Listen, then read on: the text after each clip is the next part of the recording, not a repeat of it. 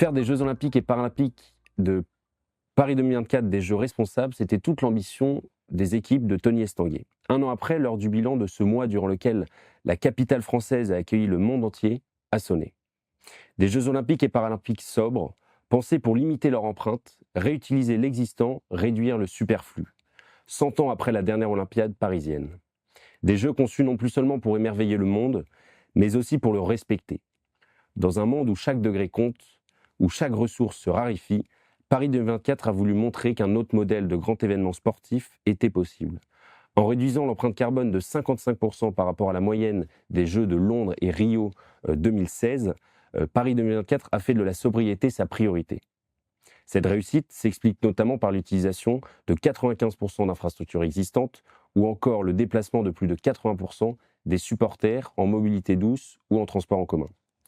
Aujourd'hui, sur Miro Média, 3 invités d'exception sont venus nous éclairer sur une thématique devenue essentielle dans le sport, l'écologie. Avec eux, nous reviendrons sur cette ambition portée autour de jeux sobres et nous chercherons des solutions pour garantir un héritage durable. Bonjour à tous les deux. Alors merci beaucoup d'avoir accepté notre invitation.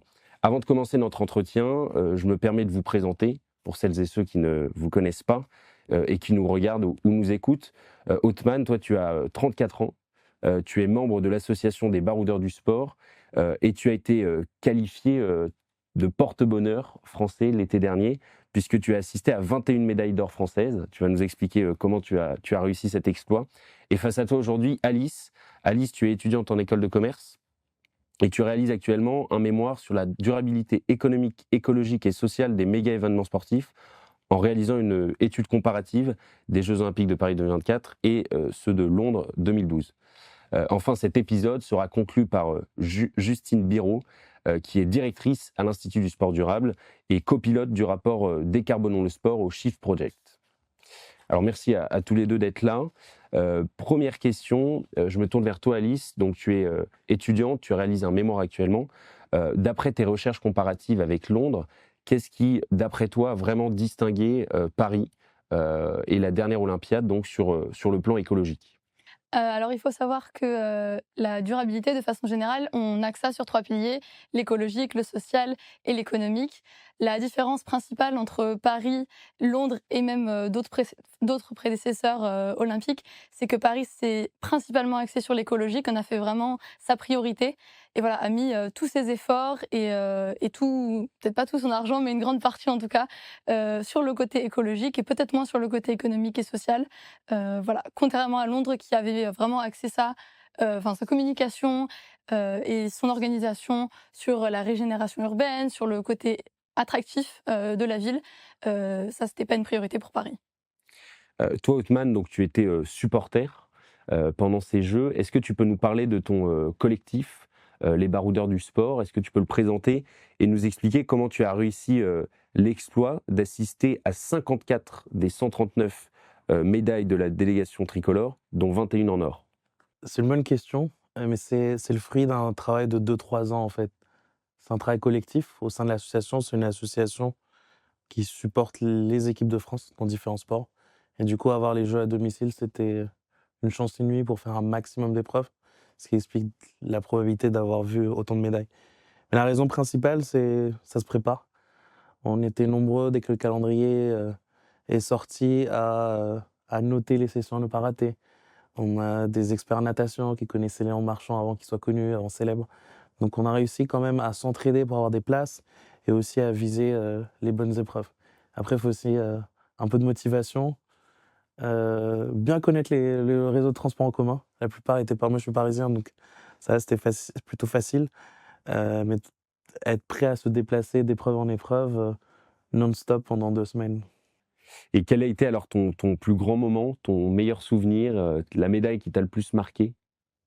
Alors c'est le triplé en BMX à Saint-Quentin-en-Yvelines, parce que ça arrive tous les 100 ans, voilà, c'est pas le sport le plus médiatisé ou dire les 3 médailles les plus attendues, mais c'est quelque chose de très, très fort. Sur place, le monde du BMX est assez petit, même le stade de BMX, c'est un stade qui accueillait, je crois, même pas 2 000 supporters, donc c'était une chance inouïe d'être sur place.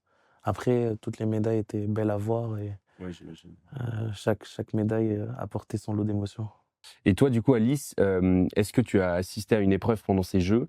Et est-ce que ça t'a fait, si oui, est-ce que ça t'a fait changer de regard et ça t'a peut-être confirmé cet attrait pour réaliser cette étude? Alors, j'ai eu la chance de voir plusieurs épreuves, notamment, l'athlétisme et le basket, et je suis allée voir la natation, pendant les Paralympiques. Voilà, c'était super, moi j'ai adoré. J'avais pas commencé mon étude, à ce moment-là, mais ça m'a quand même inspirée. J'avais toujours eu un petit peu en tête, de travailler, et d'écrire sur les Jeux olympiques, mais ça m'a confortée dans l'idée que je voulais regarder, et rentrer dans les détails de Paris, spécifiquement. Alors, tu t'es beaucoup déplacée pendant ces Jeux, ça a été un sujet et justement, toi Alice, qui a étudié vraiment ces Jeux, qu'est-ce qui a changé à ce niveau-là? Est-ce que, l'offre de transport a été, facilitée? Enfin voilà, quel comparatif tu peux nous faire avec Londres, à ce niveau-là, au niveau des transports en commun? Je disais dans l'introduction que 80 des supporters les avaient utilisés ou étaient venus en mobilité douce, probablement en vélo. Comment, tu expliques ce chiffre assez important?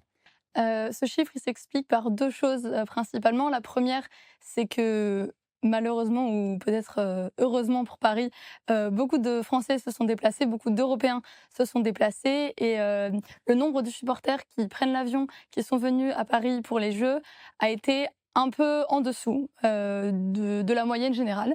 C'est pas un problème, on a bien vu que les Jeux étaient remplis, mais voilà, déjà ça, c'était un facteur très important. Le deuxième, c'est l'accent qui a été mis par le comité d'organisation, le COJOP. Il y a eu plus de 400 kilomètres de pistes cyclables qui ont été construites pour les Jeux. Voilà, la facilité de prendre les transports en commun, même si on a vu que le prix des transports en commun avait augmenté pendant les Jeux, et ça, il faut le souligner, c'est un facteur très important qui n'a pas non plus aidé. Mais voilà, ce chiffre est quand même assez important, et pour moi, c'est les deux facteurs principaux. C'est les deux facteurs principaux. Alors, Othman, toi, il me semble que tu as fait, alors je regarde mes fiches, mais tu as visité 27 sites pendant les JO et 16 pendant les Parins. Donc, tu es déjà un habitué des grands événements sportifs, mais est-ce que tu as senti que l'organisation, à ce niveau-là, au niveau des sites sportifs, était plus sobre, plus respectueuse de l'environnement? Est-ce que toi, tu l'as senti en tant que supporter, dans les gradins? Mmh, Comme tu l'as dit, j'ai eu la chance de faire d'autres événements sportifs en amont et une des raisons pour lesquelles j'ai pu assister à autant d'épreuves, c'est que c'était facile de circuler, peut-être même plus facile de circuler qu'en temps normal à Paris. Donc il y avait pas forcément, après il y a des histoires de sécurité qui entrent en jeu, mais il y avait pas forcément, on va dire, un parcours qui est plus chaotique que d'autres pour pouvoir arriver à une épreuve, et au final, même si des fois il pouvait y avoir des longues queues d'attente, tout le monde faisait son maximum et on se faisait la blague avec, nos amis à l'époque, c'est on n'a pas vu de, voyageurs malades sur, la ligne du RER. Et je pense qu'il y avait, même un tout le monde voulait que ça fonctionne, que ce soit les supporters, que ce soit les organisateurs, les bénévoles, les personnes qui travaillent pour les sociétés de transport. Donc au final, ça a aussi participé au succès. Et justement, d'un point de vue économique et environnemental, hem, il y a quand même eu un accent aussi dans la réutilisation, ou en tout cas l'utilisation de sites existants. Hem, que penses-tu toi, Alice, des infrastructures temporaires qui ont été mises sur la Seine, des sites en réutilisation? Est-ce que d'après toi, ce qu'a, produit et ce qu'a mis en place Paris 2024, c'est vraiment un modèle durable, à ce niveau-là? Alors, est-ce que c'est durable? C'est la grande question. Je pense que c'est une question à laquelle on répondra peut-être dans quelques années. Les infrastructures, elles sont réutilisables, ça c'est sûr. Elles pourront, pardon, servir aux Parisiens. Maintenant, est-ce qu'elles vont être durables dans le sens vraiment où on l'entend pour les Jeux pendant 2 semaines? Voilà, la question se pose. Vous en avez parlé, la Seine, elle a rouvert il y a quelques semaines, pour les Parisiens, mais on parle aussi du village olympique où des familles et des entreprises viennent de s'installer.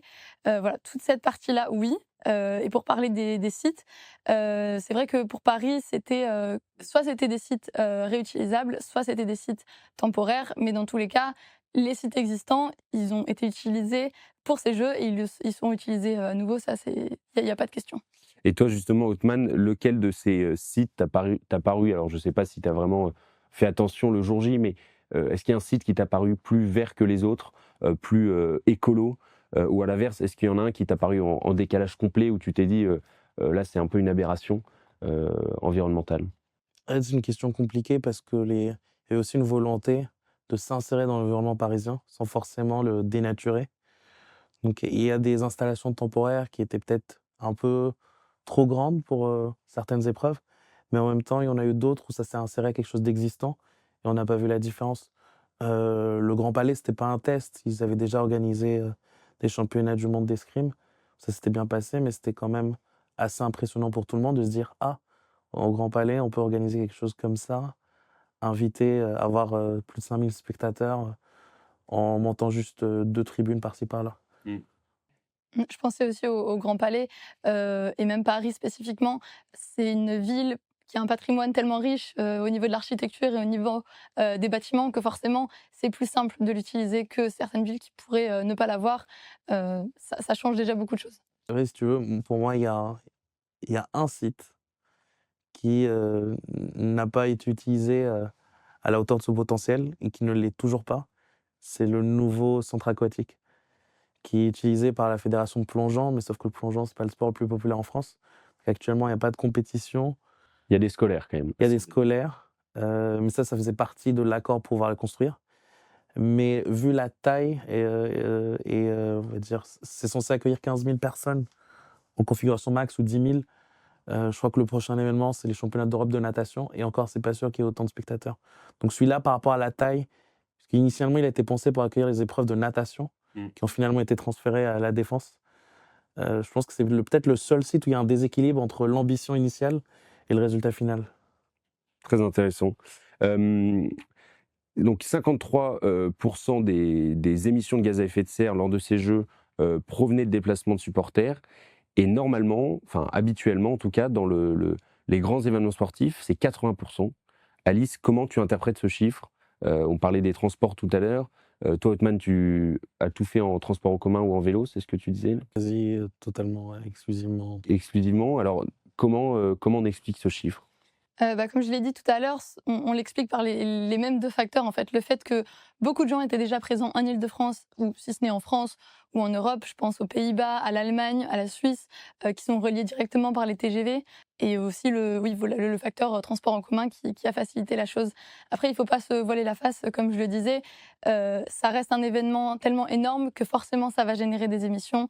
Le moins 30, donc le passage de 80 à 50, il a peut-être été dû au fait que moins de gens sont venus, comme je l'ai dit, notamment parce qu'on était encore un petit peu dans le post-Covid. Voilà, à voir si c'est un modèle qui est tenable pour d'autres événements. Je pense que dans les Alpes en 2030, ça pourra nous donner une réponse. Alors justement, il y a une stratégie qui a été mise en place par le COJOP, si je ne dis pas de bêtises, qui s'appelle Circular Heritage Model. Donc c'est la réutilisation des sites existants et le fait de s'insérer effectivement dans le patrimoine culturel déjà existant. Est-ce que d'après toi, c'est un modèle qui peut être réplicable dans d'autres villes? Les Alpes 2030, c'est compliqué, ce sera dans plusieurs stations, mais est-ce que pour toi, on pourrait adapter ce modèle à Los Angeles ou ailleurs? Il faut savoir que c'est un modèle qui est pensé pour être, parfait, idéal. Le but, c'est de s'en rapprocher, au maximum. Paris n'était pas parfaitement circulaire, n'avait pas un héritage parfaitement circulaire. Je pense qu'encore une fois, réalistiquement, aucun événement sportif ne peut, être parfait. C'est un événement, ça va forcément générer quelque chose. Mais on peut s'en rapprocher et Paris l'a montré et je pense que ça ouvre la voie, pour d'autres villes et pour d'autres pays qui veulent être hôtes, à montrer que c'est possible de faire différemment. C'est un petit peu une petite révolution. C'est quelque chose qu'on n'attendait pas, et qui n'avait pas été fait, avant. Donc voilà, je pense que ça dépend des villes, mais c'est possible de s'en rapprocher. Moi, je vais être un peu pessimiste. Je pense que ce qu'a fait Paris, ça va pas être atteint avant au moins une dizaine d'années dans les autres villes. À Los Angeles, c'est impossible de mettre en place. Je suis allé repérer les sites, quand j'étais là-bas. En termes de distance, on me traitait limite de fou. J'étais le seul fou à prendre les transports en commun. Sauf que des fois, c'était pas 1 heure ou 1 heure et demie. Paris, ça reste assez, on va dire, pas très étendu. Oui. Los Angeles, les distances, elles sont folles et des fois, je passais 5 heures dans les transports en commun juste pour relier 2 endroits et je pense même s'ils ont une ambition de pouvoir, recréer un peu le modèle parisien. Il y a des réalités qui sont un peu compliquées, notamment dans les villes qui sont très étendues comme Los Angeles et tout ce qui est jeux d'hiver parce que c'est pas forcément dans la même ville, c'est pas les mêmes sites, etc. Donc le côté Paris, moi je le vois pas. Peut-être Brisbane en Australie en 2032, mais Los Angeles c'est juste impossible. Faut qu'ils repensent en fait l'urbanisation de leur ville pour insérer les transports en commun. La plupart des gens sur place n'utilisent pas les transports en commun. Donc déjà, en termes de mindset, à Paris, on était préparés. Le jour où on nous a dit, bah, c'est bon, on peut prendre le transport en commun. Et on avait les infrastructures, encore une fois, une ville qui n'a pas forcément, je pense un peu au Qatar qui a construit tous ses stades pour la Coupe du Monde, qui a construit aussi son réseau de transport en commun pour la Coupe du Monde. Si elle accueillait les Jeux Olympiques, elle aurait à construire. La question ne se poserait pas. Eh ben, je pense que l'effort, par exemple, si on prend l'exemple du Qatar, ils l'ont fait pour la Coupe du Monde. On sait que ça a été énergivore, ça a coûté énormément d'argent, etc. Mais par contre, je pense que c'est un pays qui est prêt à accueillir des Jeux Olympiques propres, parce qu'ils n'auront pas à reconstruire.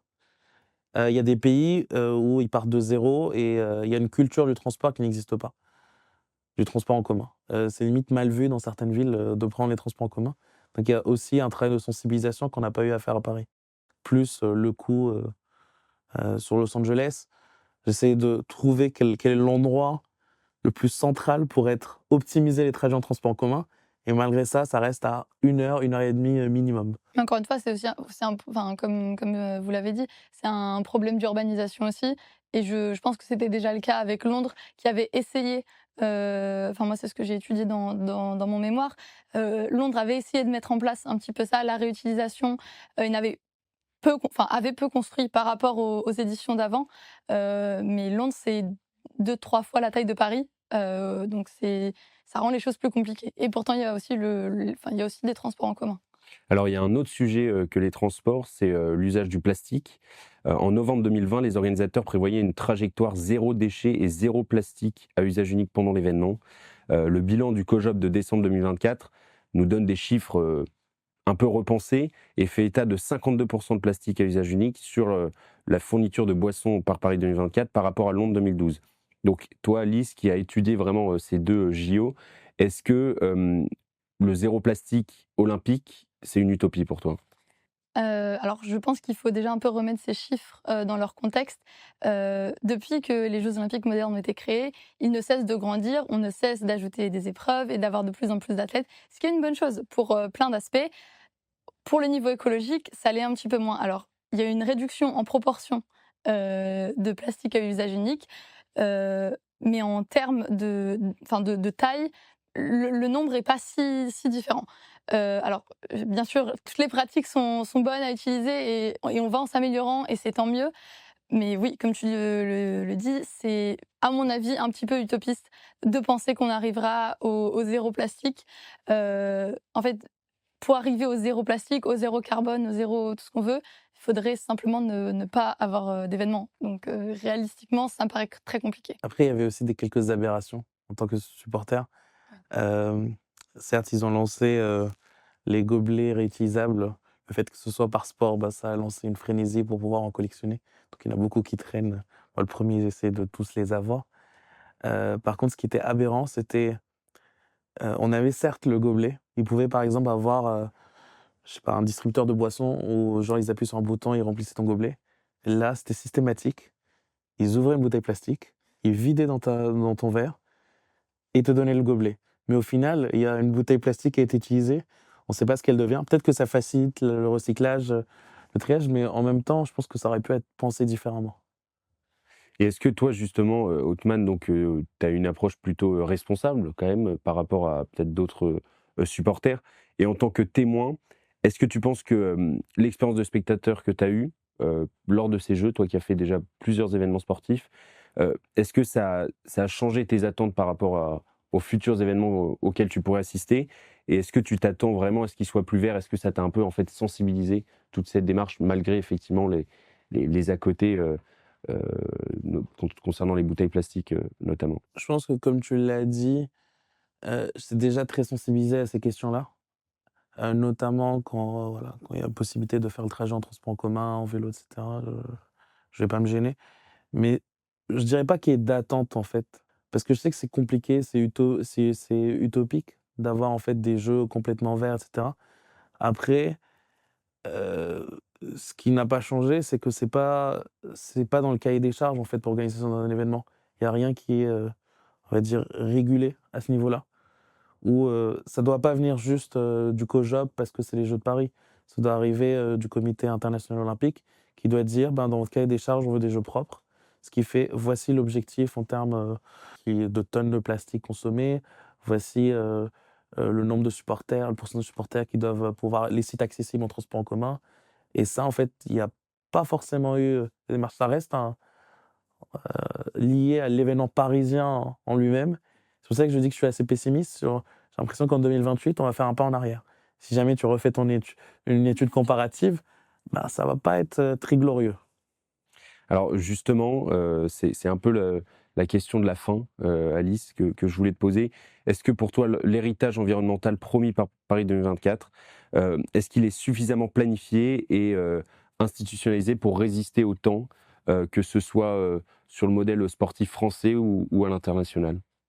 Honnêtement, ça me paraît compliqué et j'aimerais y croire, hein, vraiment, mais une des différences majeures, entre Londres et Paris, c'est que Paris n'a pas, pour l'instant, créé de comité ou d'organisation pour suivre, l'héritage de Paris 2024 et ça, c'est à mon avis, vraiment personnel, un point très négatif, parce qu'on a fait tout ce chemin pour au final ne pas vérifier si ça a vraiment fonctionné. Alors, ça a été vérifié par le COJOP jusqu'à 1 an après les Jeux. Dans quelques jours, quelques semaines, ça sera les 1 an des Jeux. Mais si on n'a pas d'organisation, si on n'a pas de suivi, on ne saura pas ce qu'on a bien fait, ce qu'on n'a pas bien fait. Voilà, c'est l'héritage de Paris et l'héritage des Jeux Olympiques en général, c'est pas sur 6 mois, c'est sur des années. Et évidemment que c'est compliqué à mesurer.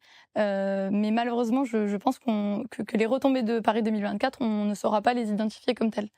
Merci beaucoup Alice et Othman pour vos témoignages. On retrouve tout de suite Justine Biraud, qui est la directrice à l'Institut du sport durable et qui est venue nous parler de durabilité dans le sport également. Et maintenant, la parole de l'experte. Donc bonjour Justine. Tout d'abord, merci à nos deux intervenants qui nous ont livré leur témoignage sur le lien entre l'écologie et le sport, comment rendre le sport plus durable. Et aujourd'hui, on accueille donc Justine Biraud. Justine, tu es directrice à l'Institut du sport durable. Est-ce que tu peux te présenter et nous expliquer un peu en quoi consiste tes missions et ce que tu as fait jusqu'ici? Donc, je suis directrice d'une association qui s'appelle l'Institut du sport durable, où notre mission, c'est de pouvoir outiller le mouvement sportif pour planifier la transition écologique. Donc, on met à disposition tout un tas d'outils gratuits pour les clubs, les fédérations, pour le mouvement sportif qui puissent se former, se sensibiliser et mettre en place des actions concrètes. Et sinon, comment j'en suis arrivée là, c'est que j'ai aussi travaillé dans une autre association qui s'appelle le Shift Project, où là, on fait des rapports pour décarboner plein de secteurs d'activité. Et on a fait le rapport sur la décarbonation du foot et du rugby. On a appelé ça Décarbonons le sport, mais on a travaillé spécifiquement sur l'empreinte carbone du foot et du rugby et quels sont les leviers pour décarboner les pratiques. Je reviendrai sur ce rapport parce que je me suis noté une petite question.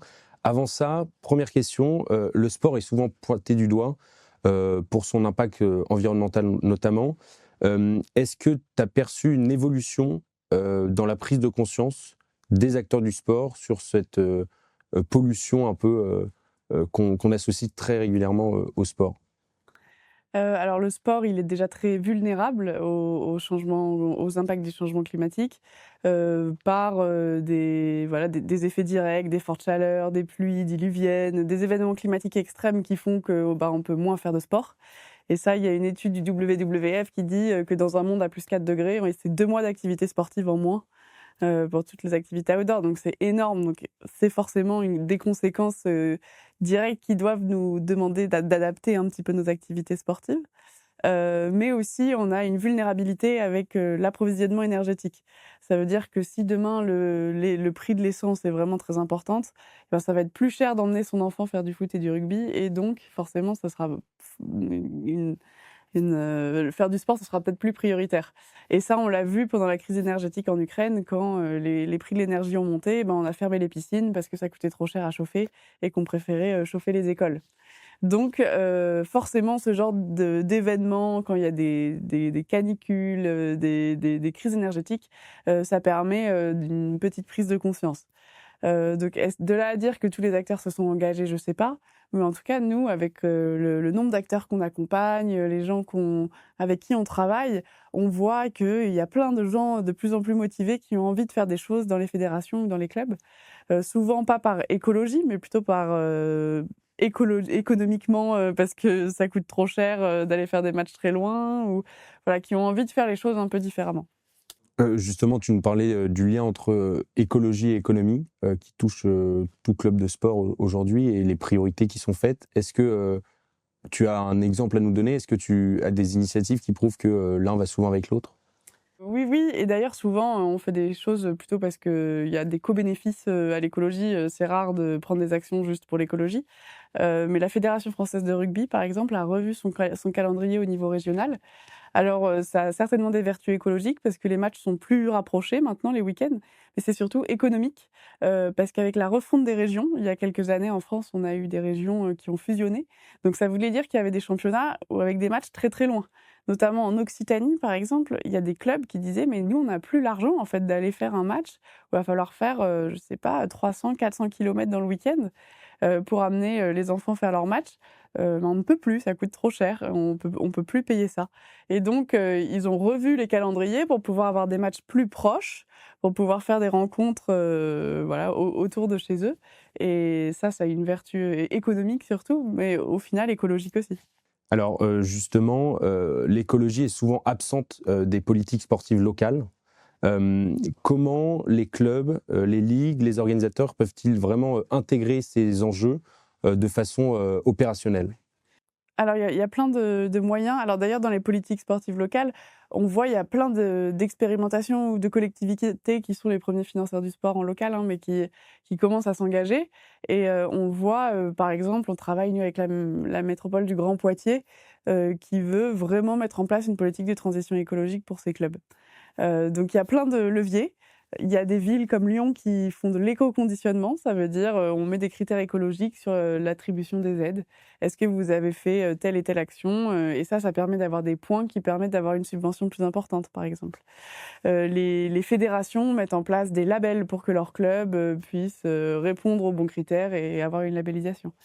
Donc il y a plein de moyens un peu incitatifs pour permettre aux clubs et aux ligues ou comités départementaux de s'engager. Justement, est-ce que la labellisation actuelle des clubs de sport, est-ce que c'est une bonne chose? Quel regard tu portes dessus? Alors, il y a plein de labels qui existent sur plein de thématiques. Il y a le label du CNOSF, le label Fair Play for Planet. Donc, c'est un outil. Nous, à l'Institut du sport durable, on ne donne pas de label. On donne des outils, mais pour dire comment on peut mettre en place concrètement des choses. Mais si ça peut aider à planifier sa décarbonation, à mettre en place des bonnes pratiques, pourquoi pas? Après, il ne faut pas que le temps de faire le label prenne plus de temps que d'agir finalement, mais souvent c'est une bonne route, un bon chemin, et les fédérations, ça peut les aider aussi à attribuer des aides, à attribuer des récompenses, on va dire, pour ceux qui sont labellisés, ou en tout cas suivre l'évolution de leur club, ce qui n'est pas facile aujourd'hui de savoir précisément ce que font les gens. Et vous, l'Institut du sport durable, vous êtes des relais de ces moyens? Quelle mission concrète vous avez au quotidien? Je ne sais pas combien vous êtes, quelle équipe tu diriges? On est une petite dizaine selon les moments. On a des ateliers de sensibilisation qu'on vient faire gratuitement dans les clubs pour les licenciés ou dans les comités départementaux ou les offices municipaux des sports. On a de la formation gratuite qui est en ligne sur notre site où on peut venir se former sur l'alimentation, sur la biodiversité, sur plein de sujets en lien avec le sport. Et on a aussi tout un tas de ressources et de bonnes pratiques qu'on essaie de remonter du terrain. Parce qu'on est persuadé qu'il y a plein de gens qui s'engagent, qui font des choses, et même parfois qui font de l'écologie sans le savoir. Et donc ça, c'est un grand travail aussi de cartographie des bonnes pratiques, savoir quel club a mis en place quelle initiative, et montrer aux autres que c'est possible. Donc ça, c'est aussi un gros travail de communication, autant que d'animation de communauté, mais pour dire, voilà ce qui se fait et voilà comment on pourrait faire. Aujourd'hui, c'est presque 1000 clubs qui sont référencés et l'objectif, c'est d'en avoir 10 000 d'ici 2 ans. D'accord, ok. Et quel rapport vous avez au sein de l'Institut du sport durable avec les instances étatiques, les ministères Alors, on est très proche du ministère qui finance une partie de nos activités parce qu'on est une association d'intérêt général. On a aussi l'Agence nationale du sport qui soutient, qui a financé des projets qu'on a pu faire. Donc nous, on est plutôt comme une boîte à outils pour les ministères et pour l'ANS en disant bah, on a plein de ressources, c'est gratuit. Ce qu'on veut, c'est que les clubs et les fédérations les utilisent. Donc on est un relais et ensuite nous on signe des partenariats. On a une dizaine de fédérations sportives qui sont conventionnées avec nous pour pouvoir leur mettre à dispo tous nos outils. On va rentrer dans le vif un peu du sujet donc de cette série d'émissions qui traite vraiment des Jeux Olympiques et Paralympiques de Paris 2024. Il y a une promesse qui avait été faite avant ces Jeux de rendre ces Jeux durables, de faire des Jeux écologiques. Est-ce que pour toi cette promesse a été tenue ? Quel regard tu portes sur l'aspect environnemental des Jeux de Paris ? Alors ce qu'il faut savoir, c'est que dans les événements sportifs, les émissions, elles se répartissent de cette manière, c'est qu'il y a environ 80% de l'empreinte qui vient du déplacement des spectateurs pour les grands événements sportifs. Donc c'est principalement voilà, la masse des gens qui se déplacent qui fait la masse des émissions. Donc à la fois ceux qui viennent en voiture parce que c'est pas très loin, mais aussi ceux qui viennent de très loin et là qui viennent en avion. Et on le sait que l'avion c'est particulièrement un moyen de transport carboné et donc ça pèse très lourd dans le bilan carbone. Les JO ne font pas exception de cette règle, c'est-à-dire que la taille de l'événement étant si importante, c'est-à-dire qu'il faut venir, qu'il y a beaucoup de spectateurs étrangers qui viennent et donc qui prennent l'avion et qui vont créer beaucoup d'émissions et une empreinte carbone importante. Cependant, sur tous les autres postes d'émissions, qui peuvent être l'alimentation, les constructions, le bâtiment, le réemploi, les consommations, il y a une vraie, je pense, politique qui a été menée par les Jeux Olympiques, par le comité d'organisation, pour essayer de réduire au maximum toutes les émissions qui sont liées à des activités qu'ils peuvent maîtriser. Mais après, le modèle d'événement en lui-même, quand il y a beaucoup de monde qui se déplace, quoi qu'il arrive, ça fait beaucoup d'émissions. Mais tous les leviers qu'ils avaient, ils ont pu les activer et je pense que ça a été bien fait. Quelle initiative concrète, s'il y en a une, qui t'a semblé plus marquante en matière de durabilité pendant les Jeux ? Peut-être au niveau de la mobilité, je ne sais pas, est-ce qu'il y a une action proposée par les organisateurs qui a été plus durable que d'autres dans les infrastructures, dans l'alimentation, dans l'énergie utilisée ? Plusieurs choses. Alors, sur les infrastructures, ils ont quand même utilisé le plus d'infrastructures déjà existantes, ce qui permet de réduire significativement un bilan carbone, parce que construire des stades et plein d'infrastructures, ça c'est très lourd, parce que le ciment et le béton sont particulièrement des secteurs d'activité qui sont émetteurs. Et sur la rénovation parfois d'infrastructures, là, je pense qu'en termes d'héritage, il peut y avoir des choses intéressantes. Nous, on avait fait l'étude de Shift Project sur les stades, où il y a encore des stades qui fonctionnent avec des gros groupes électrogènes, ou en tout cas des chaudières, on va dire plutôt fuel et gaz, et que l'impact, l'héritage des Jeux Olympiques, la promesse, c'était de pouvoir raccorder tous ces stades au réseau électrique général. Donc ça, c'est des chantiers qui ont été mis en place par l'organisation des Jeux Olympiques. Justement, tu as copiloté donc ce rapport Décarbonons le sport, au Shift Project. Est-ce que tu peux nous en parler plus en détail ? Voilà, quel est le but de ce rapport ? Avec qui étais-tu pour le piloter ? Alors, c'est un rapport qu'on a fait avec un groupe de travail au Shift Project et une personne qui pilotait le rapport qui s'appelle Alan Lemoine. Donc on a mesuré l'empreinte carbone du foot et du rugby professionnel et amateur en France. Donc on avait commencé par les stades et ensuite on s'est dit mais en fait on peut élargir à la pratique du foot et du rugby. Et donc l'idée c'est d'avoir une photo un peu des émissions de gaz à effet de serre du foot et du rugby en France. Et ensuite de faire les leviers de décarbonation pour atteindre des objectifs d'ici 2050 et pouvoir réduire nos émissions de 83%. C'est comme un plan d'action où on dit voilà ce qu'il faut faire, voilà la feuille de route, et ensuite maintenant vous formez vos équipes, vous planifiez la transition écologique, vous faites une feuille de route. Et nous on a quantifié précisément ce qu'il fallait faire. À qui ce rapport est-il destiné ? Est-ce que les ligues s'en servent ? Est-ce que le ministère le relaie ? Alors, on a travaillé on l'a fait avec la Fédération française de foot et de rugby. C'est eux qui nous ont donné toutes leurs données physiques. Parce que pour faire un bilan carbone, on prend des kilomètres, on prend des burgers vendus, on prend que de la donnée physique qu'on convertit en émissions de gaz à effet de serre. Donc ça, il nous fallait de la data. Et c'est les fédérations qui nous ont beaucoup nourris. Et on l'a vraiment... voilà, ce rapport, on l'a fait avec le monde sportif parce que nous, on est des amateurs de sport et qu'on veut que ça continue. C'était pas du tout pour dire il faut taper sur les doigts, c'est qui les grands méchants. Nous, on veut simplement pouvoir assurer la pratique sportive demain. Donc oui, le ministère, évidemment, porte aussi nos travaux. L'idée, c'est que ça puisse avoir une résonance importante. Quels sont aujourd'hui, d'après toi, les freins majeurs à une transition écologique du sport, aussi bien au sens culturel, économique que politique également? Alors les freins, nous, qu'on a pu relever dans le milieu amateur, par exemple, ça va être souvent un problème de financement, évidemment. Comment sont fléchés les financements? Il faut financer cette transition écologique, mais aussi de disponibilité des bénévoles. Sur les 160 000 associations sportives, 60% sont gérées 100% bénévolement. Donc on voit bien qu'il va falloir pouvoir outiller les clubs sportifs, qui va leur donner des ressources et pourquoi pas inspirer des nouvelles vocations. On pense que la transition se fera aussi parce qu'il y aura des nouveaux dirigeants, qu'il y aura des nouvelles personnes qui ont envie de s'engager et de faire le sport un peu différemment. Et je dirais qu'au niveau professionnel, il y a aussi des contraintes économiques, de modèles de société qui ne sont pas forcément compatibles avec des modèles de planification et de réduction parfois de certaines activités. Et justement, ce rapport au sport amateur, sport pro, aujourd'hui, la pratique du sport amateur est est hyper démocratisée. Beaucoup pratiquent, mais peu sont licenciés. On sait que le sport amateur pollue également.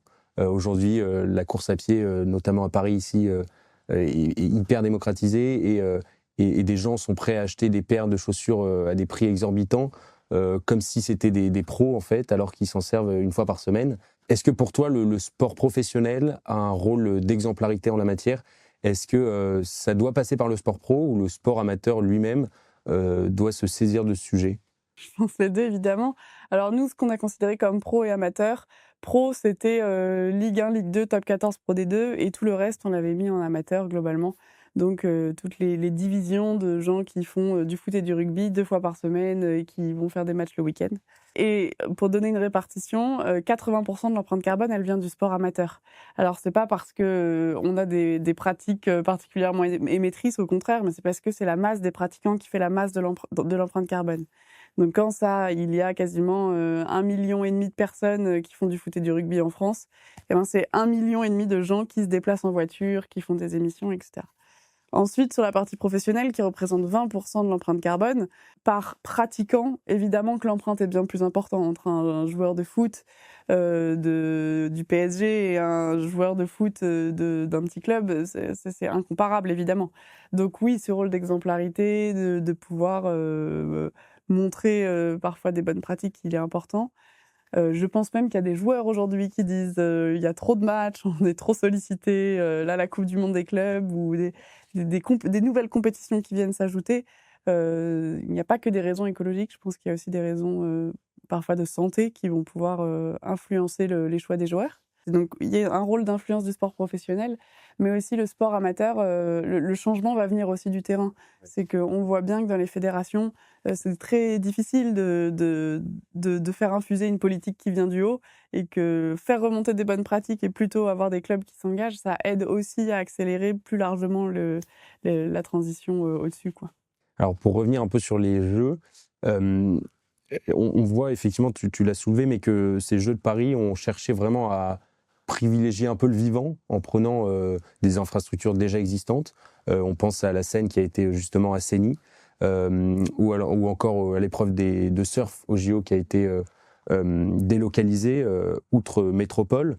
Est-ce que pour toi c'est une bonne chose, ou est-ce que, tu parlais des déplacements, est-ce que en délocalisant l'épreuve de surf, justement, est-ce qu'on ne pollue pas encore plus? Est-ce que, en voulant assainir la Seine, derrière, on sait qu'il y a un problème, il y a une question plutôt économique hyper importante. Voilà. Est-ce que, d'après toi, c'est compatible de forcer un peu le changement pour que... on sent que c'est presque de la communication. Quand on veut que l'épreuve des JO de nage se fasse dans la Seine, est-ce que derrière, c'est des promesses vraiment durables ou est-ce que c'est pas soutenable d'après toi? Ce qui n'est pas soutenable, c'est le modèle de l'événement. C'est d'avoir des millions de spectateurs qui viennent au même endroit, au même moment. Finalement, ce n'est pas tellement les athlètes, même le sujet, c'est vraiment tous les spectateurs qui viennent. Donc ça, c'est pas soutenable. Mais d'ailleurs, nous, on le fait pas tellement, on n'en parle pas tellement pour l'écologie, mais plutôt pour dire les énergies ne sont pas aussi abondantes aujourd'hui qu'il y a 50 ans. Donc, comment on va faire pour s'adapter? On ne sait pas décarboner l'aviation aujourd'hui. Donc, c'est plutôt qu'il vaut mieux anticiper pour réfléchir à d'autres modèles d'événements pour pouvoir continuer à avoir des JO encore pendant des centaines et des centaines d'années. Aujourd'hui, c'est juste que c'est à risque et c'est très vulnérable si on continue à être aussi dépendant des énergies fossiles. Si on est aussi dépendant du pétrole, du gaz et du charbon, et là c'est surtout du pétrole quand on parle de sport, parce qu'en fait du pétrole il y en a partout, dans nos moyens de déplacement, dans nos moyens de construire. Si on continue à en être aussi dépendant, on ne pourra plus faire de Jeux Olympiques demain. En tout cas, c'est ça qui n'est pas compatible. Ensuite, sur la scène, sur ce qu'ils ont, je pense que oui, il y a plein de choses bien qui ont été mises en place et qui sont bien faites. Aujourd'hui, les Parisiens vont pouvoir se baigner dans la Seine. Il va y avoir plusieurs spots de baignade.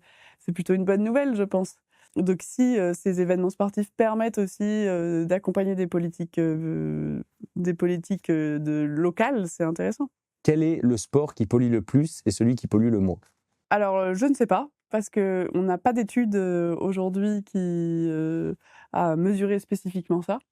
Il faudrait s'intéresser au sport qui a le plus de spectateurs tous les week-ends ou celui qui va drainer le plus de personnes, parce que c'est la masse des gens qui fait la masse des émissions. On aurait envie que je dise la Formule 1 parce que c'est ce qu'on a en tête, mais le problème de la Formule 1, c'est pas tellement les voitures qui tournent sur un circuit, c'est le fait qu'il y ait 400 000 personnes parfois qui sont à Imola un week-end et qui bougent tous les week-ends. Ça va avoir un impact particulièrement important. Donc il y avait des études qui disaient, je crois aussi, le golf, ils ont un grand circuit, ça bouge beaucoup, il y a beaucoup de spectateurs. Mais voilà, et celui qui pollue le moins, c'est d'aller faire du sport en bas de chez soi, quel qu'il soit. Justine, depuis le début de cet échange, justement, tu nous dis que ce qui pollue le plus dans le sport, c'est les déplacements, c'est tous les à côté de l'événement. Est-ce que pour toi, parler de sport durable, justement, est-ce que ce ne serait pas une contradiction dans les termes, une utopie, d'après toi? On a fait un plan pour que ce soit... on a des leviers très précis où on sait comment on peut décarboner pour continuer à faire du sport. Encore une fois, c'est pas juste pour faire de l'écologie et émettre moins de gaz à effet de serre. Il faut en émettre moins. Mais c'est plutôt pour nous assurer notre résilience et notre capacité à pouvoir pratiquer une activité sportive. Donc ça va passer par la décarbonation de nos modes de transport, relier nos infrastructures sportives au transport en commun, électrifier les flottes de voitures avec des petits véhicules électriques légers pour pouvoir aller au stade. Mais il y a plein d'autres leviers qui sont aussi sur les articles de sport, qui sont le deuxième poste d'émission. Ça représente près de 20% de l'empreinte carbone. Sur le sport amateur, là, il y a plein de leviers aussi sur comment on peut réutiliser plus son matériel, allonger la durée de vie, pas se suréquiper en permanence. Donc, il y a plein de choses qu'on peut faire dès aujourd'hui et qui permettent significativement de nous rendre plus robustes face aux chocs qui vont arriver. Justine, justement, tu parlais des équipements sportifs. Est-ce que vous êtes en lien direct avec les acteurs qui émettent ces équipements? Est-ce que vous intervenez auprès d'eux également? Ah oui, on travaille même de manière très proche avec un éco-organisme qui s'appelle Écologique. Alors en France, c'est assez... on ne le sait pas forcément, mais c'est assez novateur. Il y a une taxe qui est prélevée sur la consommation de tous les articles de sport, en fait de tous les articles en général, pour leur assurer une fin de vie. Donc nous, quand on va dans une enseigne pour acheter des chaussures ou un ballon, en fait, il y a une petite part du prix du produit qui correspond à sa fin de vie. Et donc, cet éco-organisme qui collecte cette taxe organise la fin de vie du produit. Donc, comment on peut recycler, réparer ou réutiliser le produit, favoriser ces filières-là. Donc, c'est une nouvelle filière qui a 4 ans Et nous, on travaille vraiment avec des liens très étroits avec cette filière écologique pour faire connaître aux clubs sportifs, aussi chez les revendeurs, donc dans les décathlons, intersports, etc., qu'il y a des bacs de collecte, qu'on peut déposer son matériel sportif et qu'il ne faut surtout pas qu'il aille à la poubelle. Il y a aussi un dispositif qui existe qui s'appelle le bonus répar. Donc comment on peut financer la réparation d'équipements. Sur le vélo, c'est très connu. Le vélo, il y a une prise en charge de l'État sur la réparation d'un vélo. Mais en fait, c'est possible avec plein d'autres choses. Ça peut être sur un ballon en cuir, sur des gants de boxe. Et ça, nous, on est là pour faire connaître ces dispositifs-là et pour inciter les acteurs à d'abord allonger la durée de vie de leur matériel et ensuite, si on ne peut plus rien en faire, le mettre au recyclage. Justement, tu nous parlais de l'impact des déplacements, qui représentent 80% des émissions aujourd'hui autour de l'événementiel sportif. Est-ce que le numérique peut être une alternative durable pour pouvoir passer outre ces freins actuels ? Alors, il y a forcément une empreinte carbone aussi du numérique qui est surtout sur la fabrication du matériel. Donc, il y avait eu, je crois que sur la Coupe du Monde en 98 de foot, une explosion du nombre d'achats de télé. Donc, quand on fabrique des télévisions, quand on fabrique du matériel numérique, évidemment que ça a une empreinte qui est assez importante. Donc, c'est pas à négliger. Cependant, c'est quand même une piste intéressante où on le voit donc, dans les études sur comment il va falloir un peu décarboner, surtout les rencontres extra-européennes. Donc plutôt avoir des gens qui vont venir en train ou en voiture électrique, mais de pas trop loin, ou en transport en commun. Mais donc pour pouvoir continuer à vivre le spectacle sportif, à mon sens, il y a vraiment tout un enjeu sur des fan zones un peu délocalisées, recréer l'ambiance du stade, mais pas forcément dans le stade, mais ailleurs. On le voit souvent quand on va regarder un match, on est aussi bien parfois au bar dans cette ambiance-là que forcément dans le stade. Donc pourquoi pas accélérer un peu les fan zones déconcentrées où on l'a vu pendant les JO, le Club France, c'était génial. Il y a plein de gens qui ont vécu les Jeux à travers ce site olympique aussi. Donc il y a peut-être en tout cas des pistes à creuser dans ce sens. C'est désormais la fin de notre émission. Aujourd'hui, on a croisé les regards d'Othman, d'Alice et de Justine autour de la durabilité des Jeux Olympiques et Paralympiques de Paris 2024. À travers leurs expériences et leurs études, nous avons insisté sur la nécessité de conserver un héritage écologique durable de ce que nous avons vécu l'été dernier, pour que le sport et l'écologie soient compatibles dans une planète qui en a plus que jamais besoin. Merci à vous d'avoir accepté de venir témoigner, de venir partager vos souvenirs et de croiser vos regards. C'est le slogan de notre média. Merci également à Radio Campus Paris pour la diffusion de cet épisode. Et nous, on se retrouve très vite pour une nouvelle émission. N'hésitez pas à nous suivre également sur l'ensemble des réseaux sociaux et à très vite.